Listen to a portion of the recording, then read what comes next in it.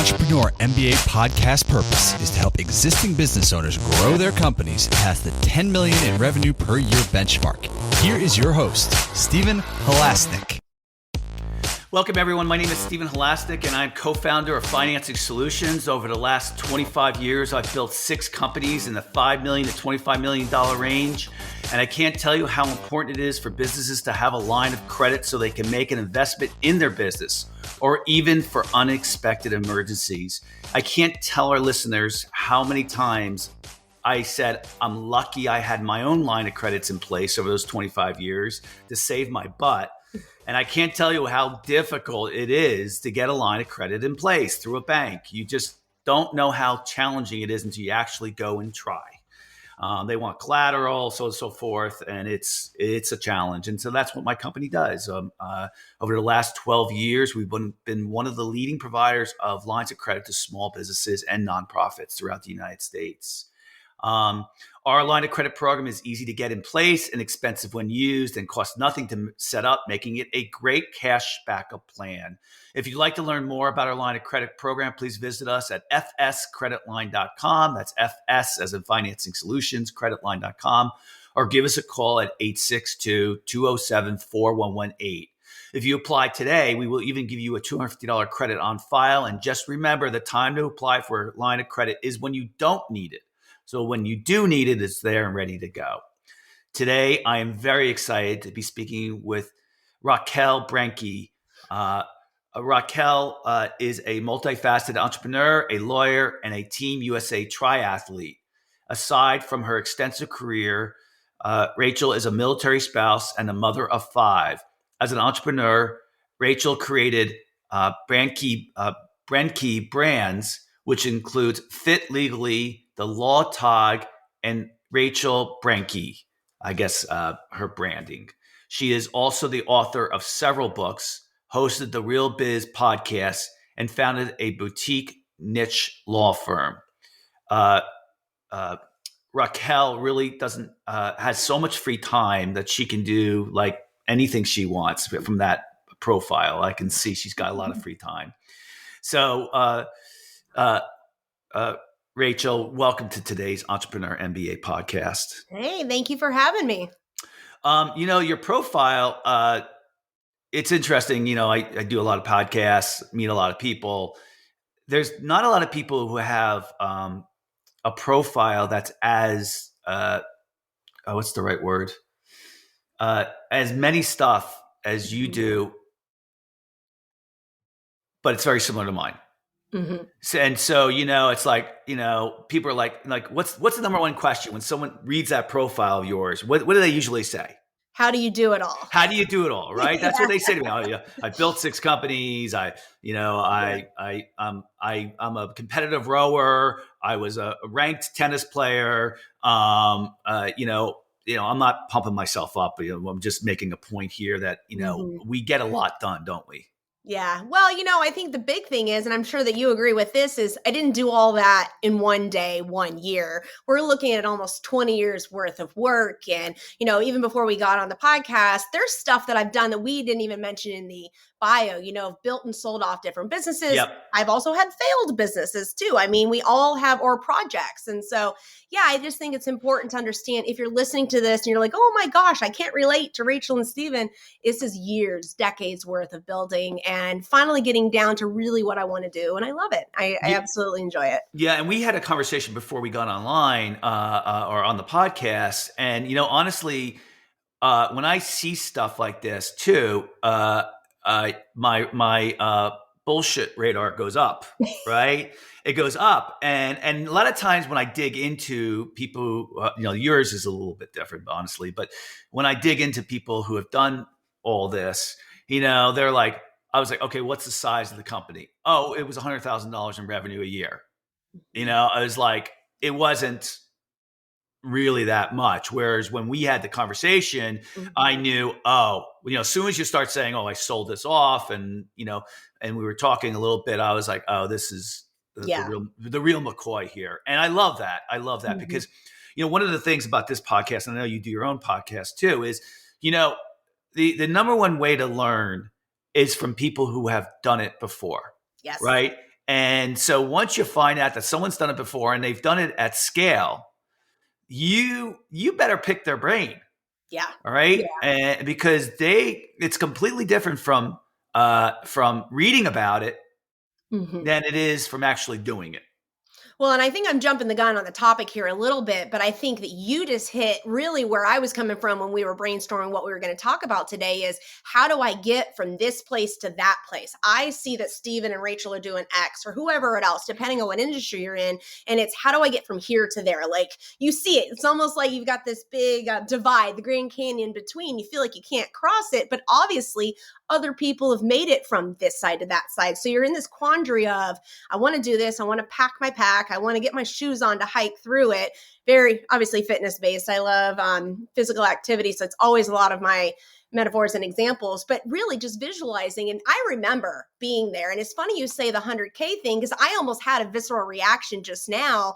And I was like, I wouldn't even entertain doing a business that would bring quote unquote only 100K. But then I also put myself in check for a second and went, but I was in that place once where I was so thrilled to have 100K a year, like, so don't forget where you've come from, when you're standing on this side, once you get to the other. Yeah. And I listen, I'm humble enough to, just remember those days and the lessons that you learn that goes on, though, listen, like, not to belabor the point, I've had 6 companies that have all been successful, but I've closed 3 of them.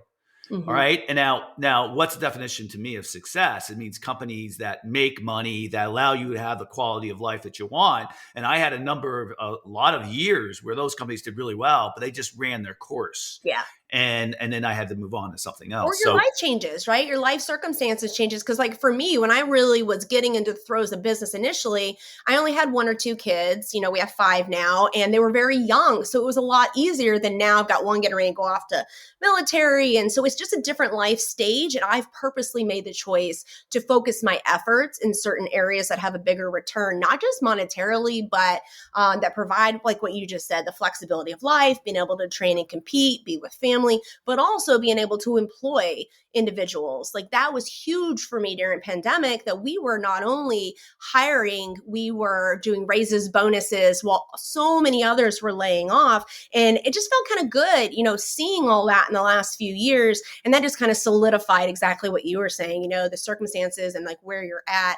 That solidified that choice of quote unquote scaling down a bit. I know it may not sound like scaling down to many who are listening, but it was scaling down. I had gotten rid of a few different endeavors to be able to focus efforts. Yeah. So let's go into our topic today.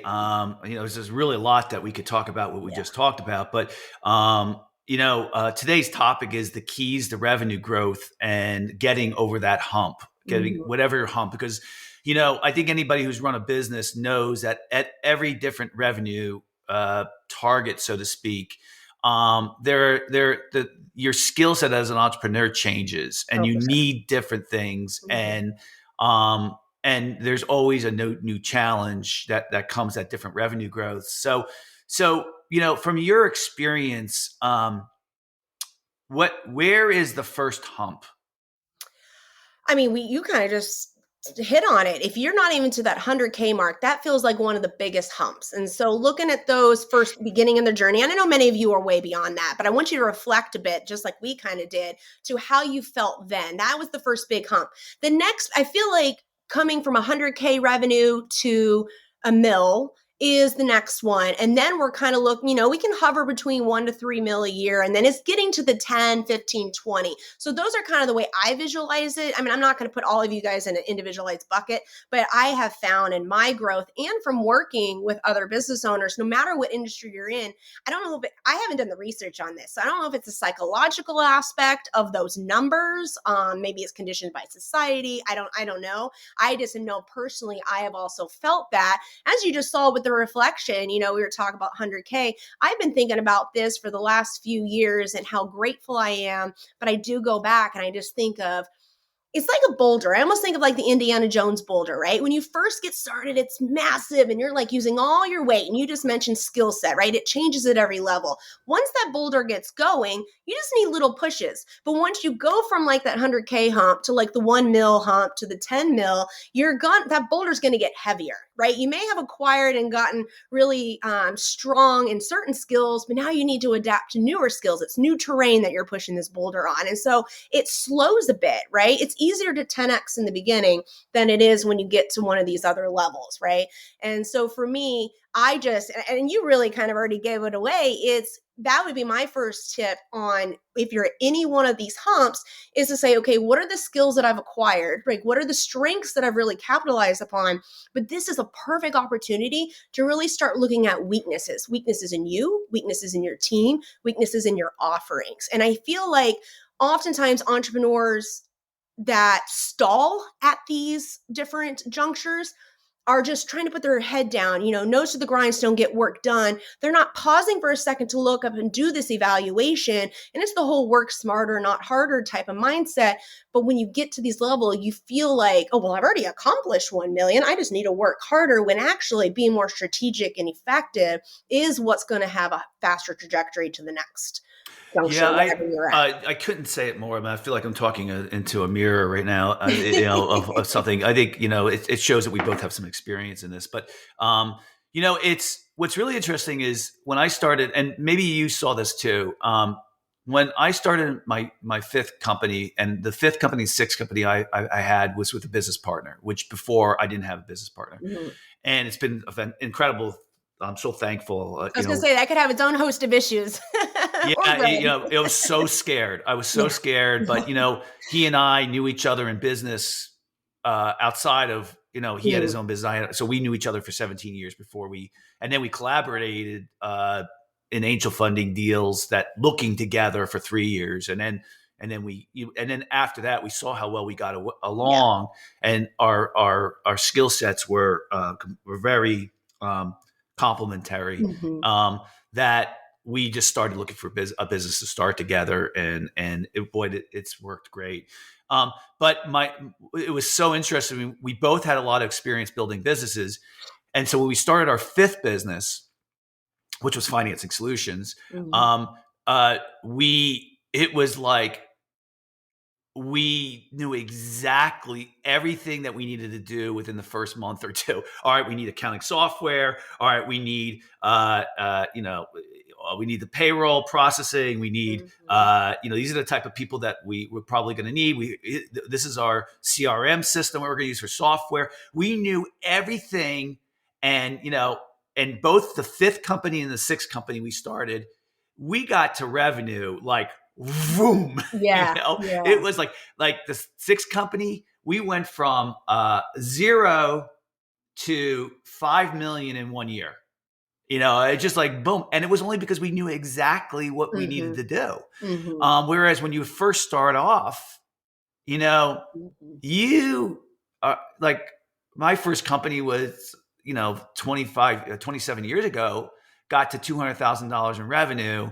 I mean, my gross profit was huge, but, mm-hmm.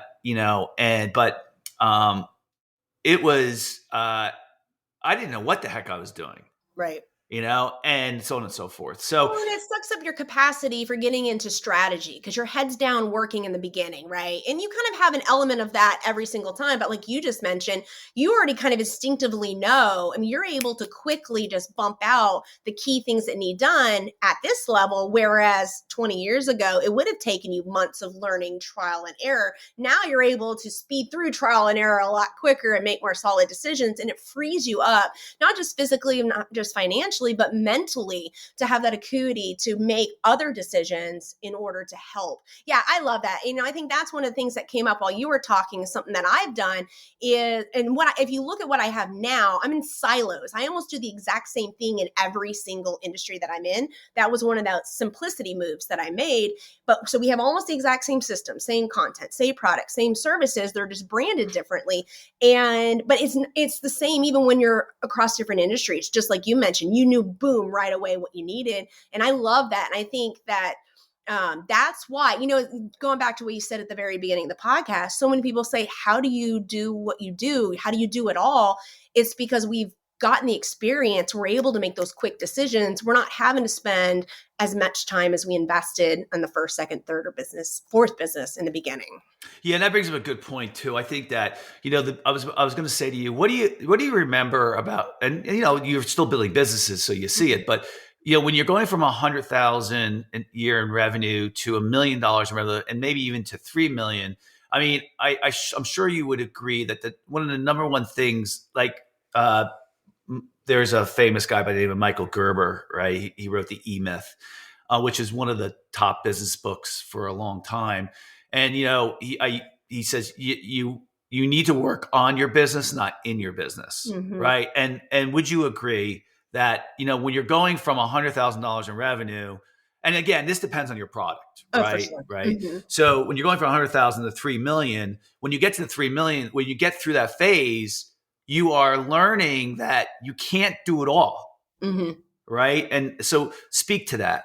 Well, I think even those that are in the 100K, 200K mark, so you're in your first, bit of business and you're trying to get to that 1 million hump, I think they learn that quicker too, that you can't do everything. I mean, you could, if you absolutely had to get so lean, right? Like if you absolutely needed to, you could do it. But for trajectory growth, the reality is you have to have help. You have to have something to sustain. In fact, I have a real life example for this. It's not to your point, but just recently, like going into Christmas, I had surgery, got COVID, then it was Christmas, and then we had no power all last week. So I effectively haven't really been in my businesses for a month and a half. We haven't seen a drop in anything. Why? Because it's not all dependent upon me. And I had actually put those supports in place because back when I first started entrepreneurship, I had cancer. So I knew very early on that I was in the hospital getting my cancer treatments and surgeries, and this was before iPhones. I'm trying to write on my old little phone, texting to my clients. And I was like, that's not the type of business that I want. But to your point, I think that is what's so important, going back to the working on and not in, is that, and I can think of key times in my businesses, and I still, Steve and I aren't sitting in our ivory tower telling you guys that we're perfect all the time in this. I can't speak for him. I definitely have to force myself to make sure that I don't keep my head down and just work in. I have to stop, look up, look at life circumstances, look what's going on, look at my business and work on it. And for me, I'm very regimented and structured. And I think athletes, have a tendency to be that way. I schedule it. So I have solo strategy meetings with myself every week. And I'll tell you, when I was feeling the slowing trajectory from the beginning, in that first little phase between 100K to my first million, I was like, what's going on? I just got to work harder. And then I got burnout. So I kind of got forced to slow down. Once I slowed down and got strategic and worked on it instead of in it, that's when that trajectory went back up, And so for me, that's probably, it sounds so simplistic. And there's a lot of factors to it, I think, once you get down to doing it. But at whatever level, we've talked about these different junctures, the 100K, the 1 million, the 5 million, the 10 million. It really is making sure that you're working on and not in, and really getting strategic. I think that is so strategy, and being strategic is one thing I feel like is really missing in a lot of the content that we see online these days for business owners, because B2B especially blew up during pandemic. And it's all about quick hack this, work hard on that, use this automated system. That's great. But you have to have the strategy, the strategic reasons behind it. Once you do that and you commit to it at whatever juncture you're at, that's where I found a better quality of life, better quality of leadership for my team, and then the quicker trajectory and revenue growth. Yeah, I agree. I mean, I think a lot of people who are writing those articles are not business owners, to be quite honest. They're writing not from experience. For sure. But I tell you one of the things, I don't know if you belong to I can't believe everything you're doing that you could, but the Entrepreneur Organization is where, I've been involved in that organization for a very long period of time. So they put you in the organization put you in with a group of other business owners, and my group's been together. The 9 guys have been together for over 20 years. That's phenomenal. And so, it's been amazing to watch everybody's career path and their companies, and either they sold them or they closed them and they started another, and maybe they go to work for somebody for a while, and they come, and then it's just been fascinating. But what amazes me is that how many people don't take time, even in my own group. And I still do it. I love it. Like on a Friday, I will get away from my computer, grab a cup of coffee, and I'll say the worst word that 95% of people don't like. I'll look at my business plan. Mm-hmm. All right. Now, my business plan is only 1 page long by design. And on my business plan, I have everything like that. What's my goals? What's my strategy? What are the key things I'm working on? But this is my point. My point of taking that hour and a half every week, getting out of the day-to-day. Yes. I can't think of a better use of your time. Yes. Right? Getting What do you out think? of your echo chambers, getting out of social media, getting out of looking at competitors. I mean, I'm sitting here I will sit down with a big 3M paper and just those big tablets that you can rip off and just write and rewrite for an hour or a couple of days a week. It's depending on how busy I am, but same thing. Like it's so simplistic, right? And if I can just print a book and have one page that says, weekly strategy meeting for 1 hour with yourself. Yeah. That would be the whole thing. Well, I schedule it like you do. Like we're both athletic, so we have a lot going on between businesses, athletic, kids, life, and all that stuff. So I schedule it. I put it right on I block out time. Same. And I really look forward to it because I like getting out of my office and kind of going there. I mean, things have changed a little bit with COVID, but it's funny going back to you're saying. So financing solutions by design does not have a lot of employees. Mm-hmm.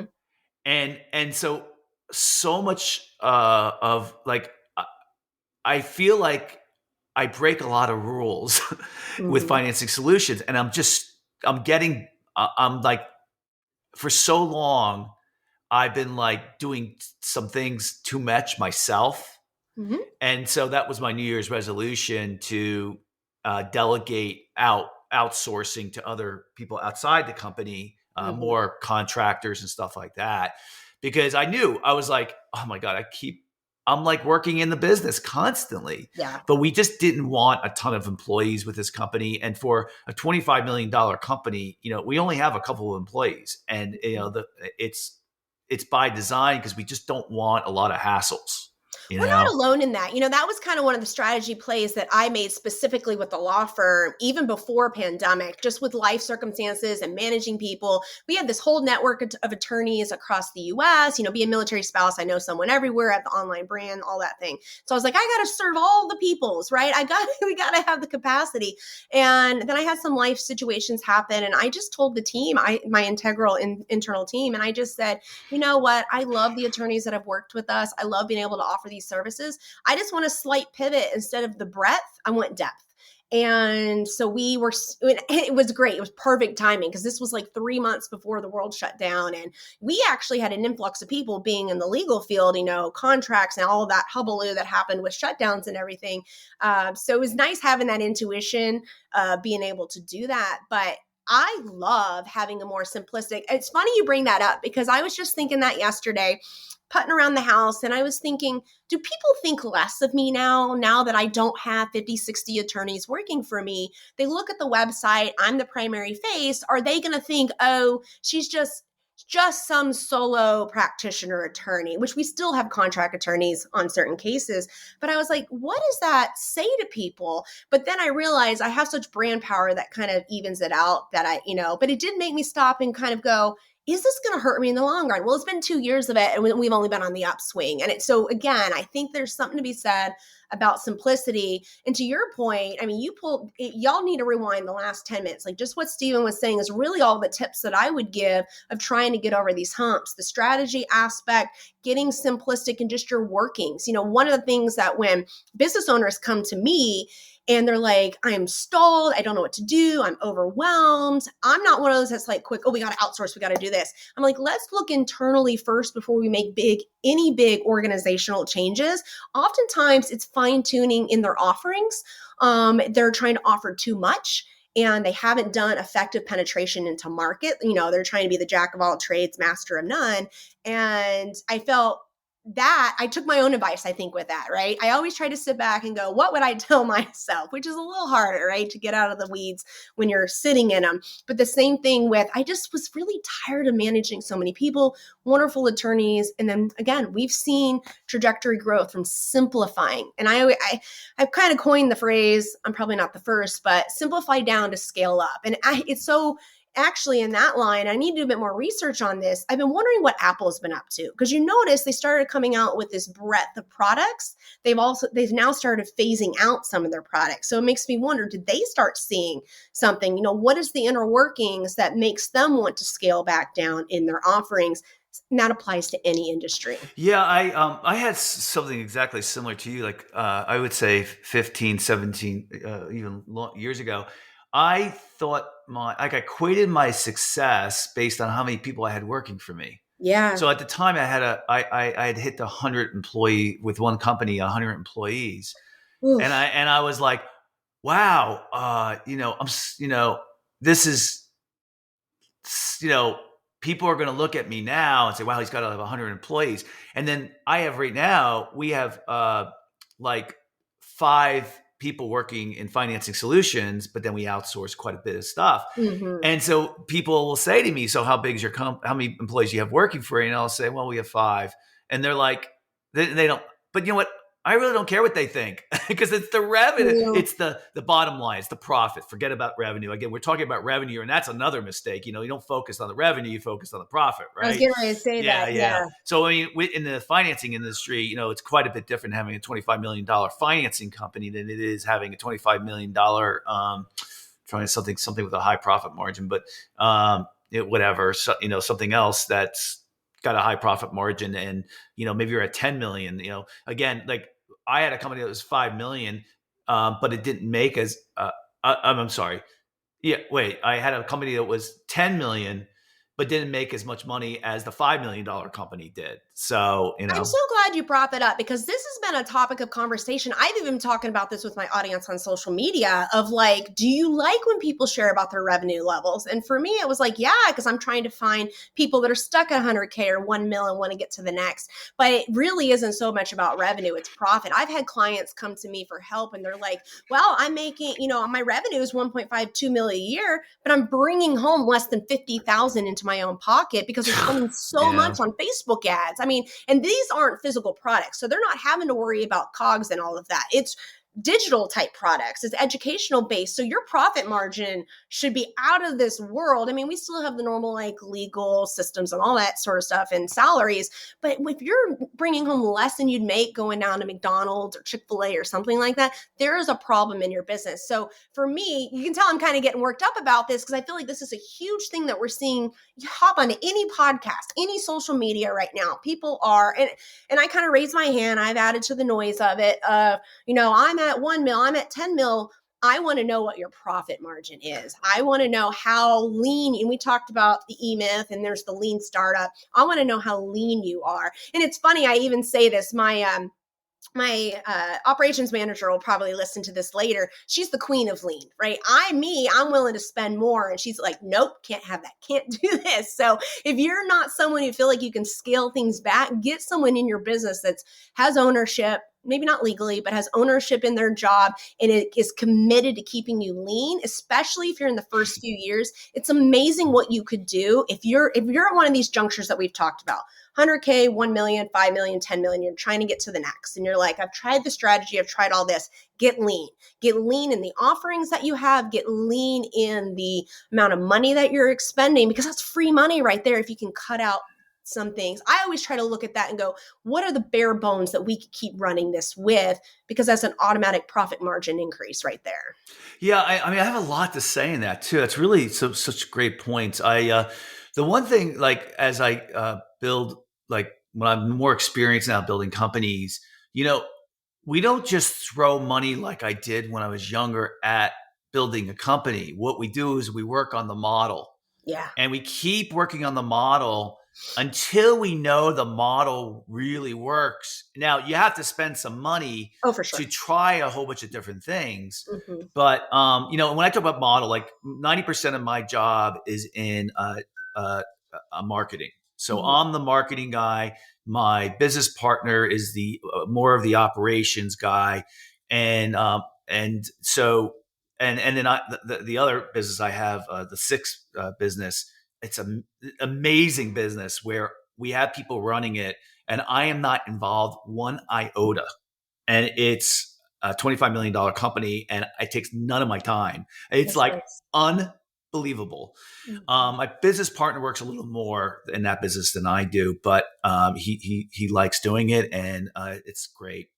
But the first thing is that so we were talking about, I just lost my train of thought. Profit margin. Profit margin, right? So the first thing is get your model, keep working on it. So again, for a lot about getting the model right, depending on your industry, is the lead generation, getting the right type of prospects who convert to clients that really pay you good money, so you make money. So we're not just going to throw money nilly-willy around if we don't have that model down. Number one. The second thing is that we really run a lean organization, and so I agree with you. Like, we don't just throw money around, but the fact of the matter is when you're making a lot of money in net profit. And here's the golden rule.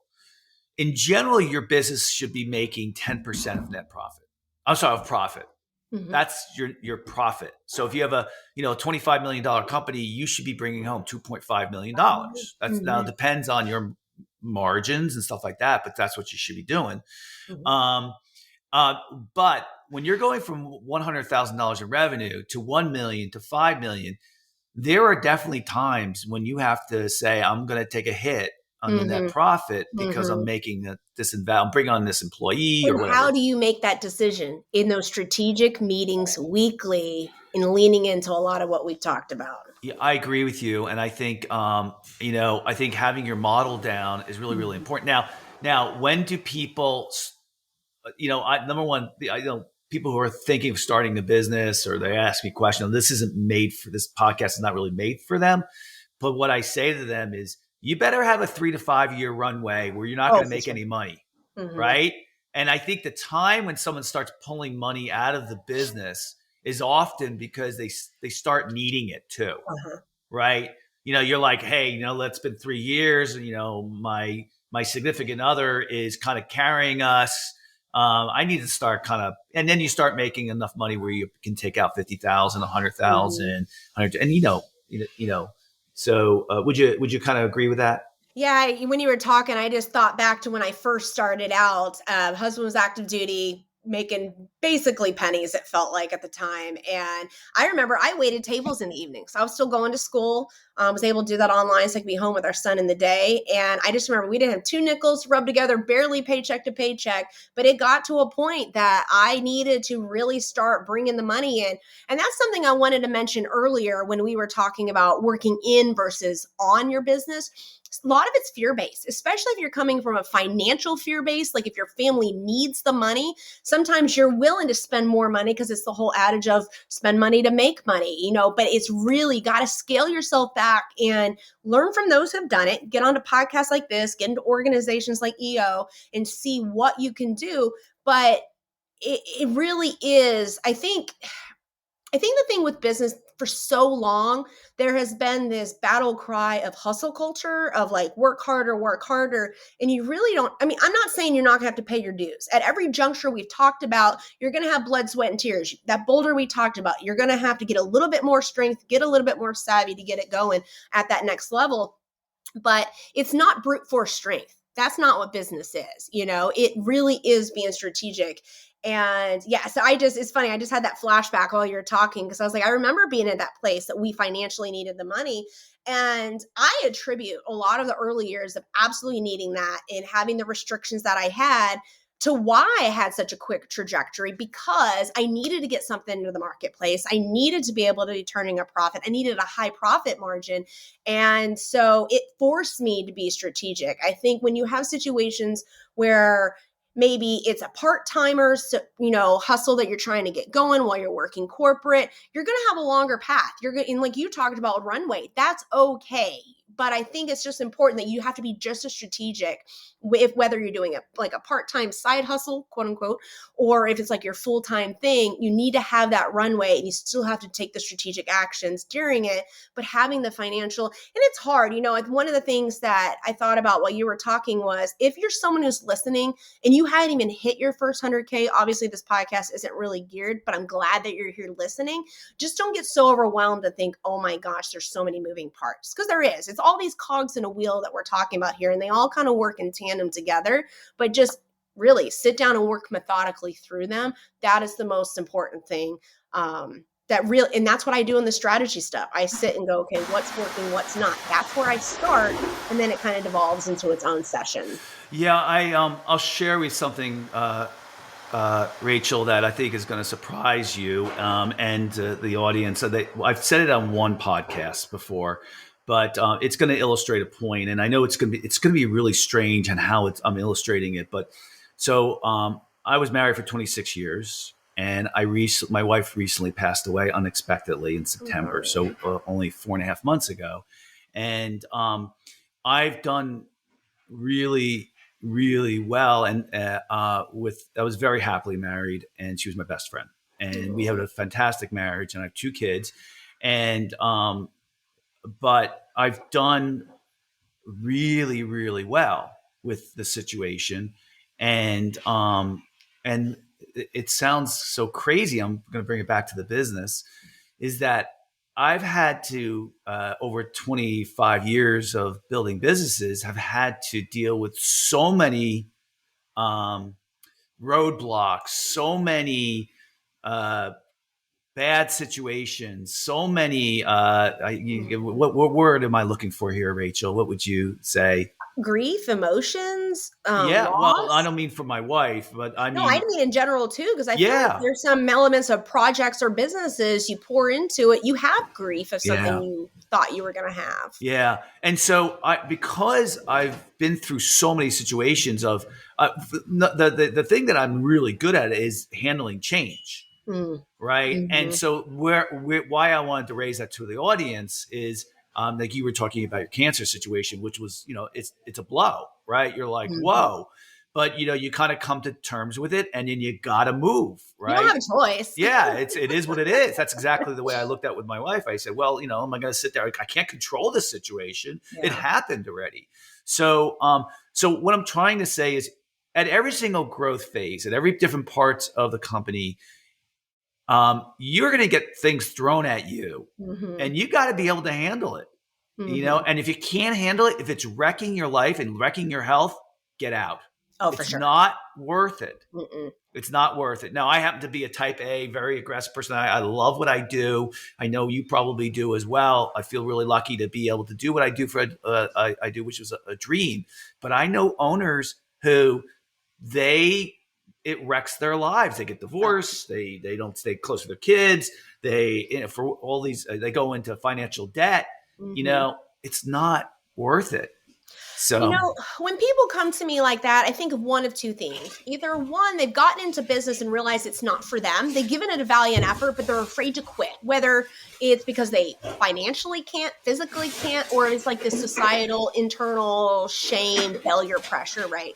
The other side of it is, I can't remember what the second one was now, but on that point when people come to me and they're in that, the second one it's those that are working in and not on their business. And I know we keep saying that, beating it with the dead horse, because it is so important. I mean, you read any of the CEO books out there, this is what they talk about. But I think when I have a client that comes to me and they're in these burnout phases, one of the things that I try to always hone in on is this a short-term burnout, which you typically see around these different junctures like we talked about, or is this a whole burnout? They just physically can't do it. What is keeping them, right? And I try to work with clients and work through capitalizing on strengths, outsourcing weaknesses, all the strategic things like we've talked about.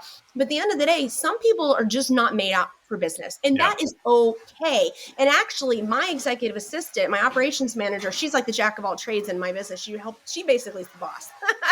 Well, I show up to do stuff like this. She doesn't want to own a business. She wants ownership in a business, but she doesn't want to be the head and own it, if that makes sense. And I feel like sometimes we need to give ourselves permission. And like to your point on change, when you don't have a choice, you don't have a choice. Yeah. And I think for me, we needed the money, had the cancer, he was deployed. We didn't have a choice. And I always say, you never know what you can do until it's sink or swim time. Your choice is sink or swim. And for me, I made the choice very early on, but I also had the pre-idea my whole life that I didn't really fit into a cubicle farm, 9 to 5. I didn't know if it was going to be owning a business, but I knew that I wasn't going to be in the mainstream type of way. So when I've gotten into burnout situations, I can tell myself, this is a short-term burnout.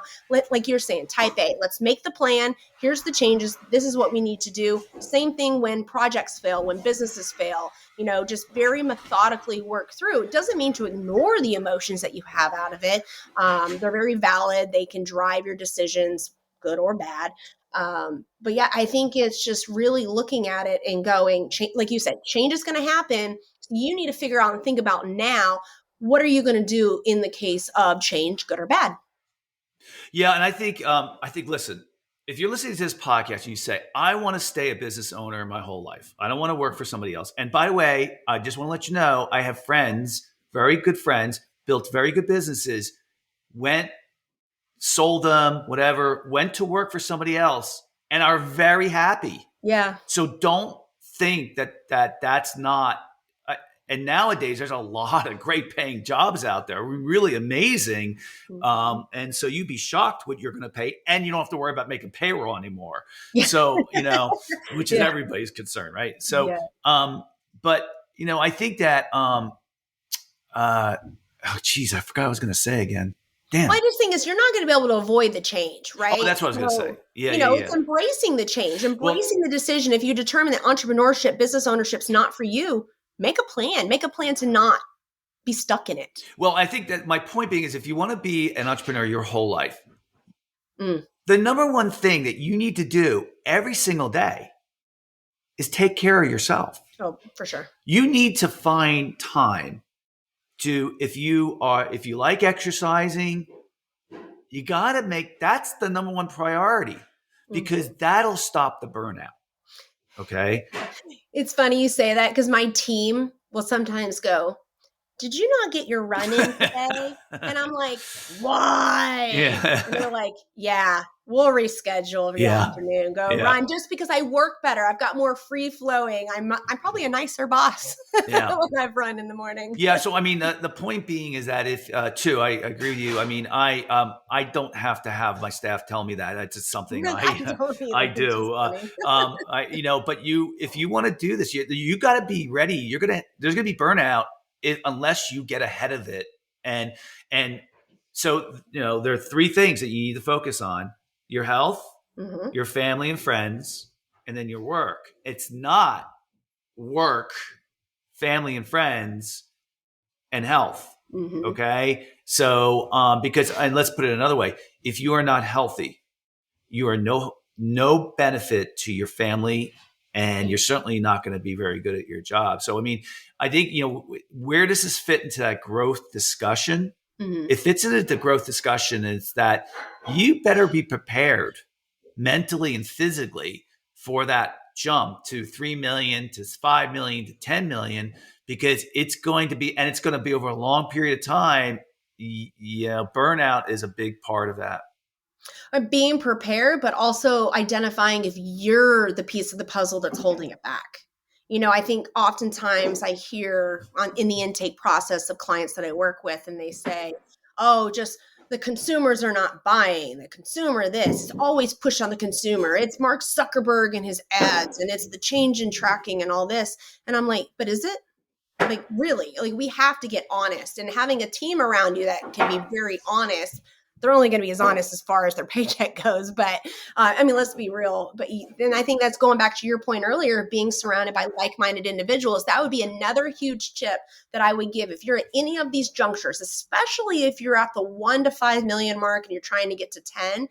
That is when you really need to be surrounded by individuals who have done and gotten to that revenue level, who have the same type of mentality as you. And it's a think tank, but it's also having examples, direct examples around you. I mean, you can listen to Stephen and me and anybody else on podcasts, but there's something to be said for having that community very directly, intimately around you that will really help raise you up. Yeah, and I think that's the reason why I accelerated so well. There's a term that I had learned a long time ago called autodidactic, and entrepreneurs are autodidactic, which means self-taught.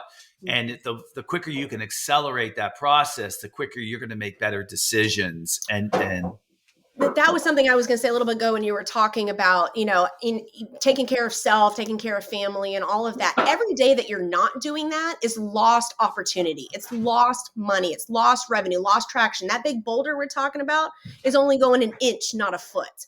And it's funny is I also travel and do like keynote speaking. I just did one recently for a realtor organization. And I talked about these big burnout moments in my entrepreneurship path where I had my head down and I was just trying to move the boulder and I wasn't being effective, and kind of the lessons I learned out of that. I share that now to say I'm this far along and I still have to keep myself in check. Just because we're at this level and telling y'all this on the podcast doesn't mean that we have it all figured out. We still have to make sure and commit. Like my calendar has, I run at this time, I have this at this time. In fact, we sit down as a family. I sit down with my team as a whole, then individually, to ask them, like, what are things that you want personally this year? Are you wanting to commit to doing an Ironman? Are you wanting to do, travel? Do you have a home improvement? I want to know to connect with my team a little bit better, but so that I can put all of those into the calendar, into my emotional space to be able to help fulfill those goals for them. And just as a whole, that was another key one. Once I really started to learn to be a leader and being in tune with my team versus SOPs and delegation and very rigid and just get it done, that was another piece that helped with trajectory growth of revenue in the business. Yeah, I mean, kind of one of the last things I wanted to add to that, what you're saying, we're starting to run out of time, which has been a great conversation, really. It is the reason why I picked a $10 million mark for the podcast was because at 10 million is when other companies are interested in buying you. Yeah. Now it depends on the industry. Okay. Yeah, sure. But the idea is whenever, like when Rachel and I go to talk to other business owners that have built businesses and someone says to you these magic words, I'll say this to you, Rachel, and you tell me what you say to them. I'd say, oh, I just sold my business. What do you say? For how much? Okay, that's fine. Okay, you're more bold than I am. But what would be the next thing you would say? You would say, I don't know. What are you going to do now? No, I'm failing that's a coach. You're a coach. That's what you're doing. No, I'd say congratulations. Oh, I mean, yeah, but congratulations because you're taking the money off the table. You're putting it back in your pocket because we all know if you run a business long enough, the chances of it potentially failing is good. Yeah. Well, I don't know if it gets higher, but if someone comes and buys it, that's the payday. That's the payday.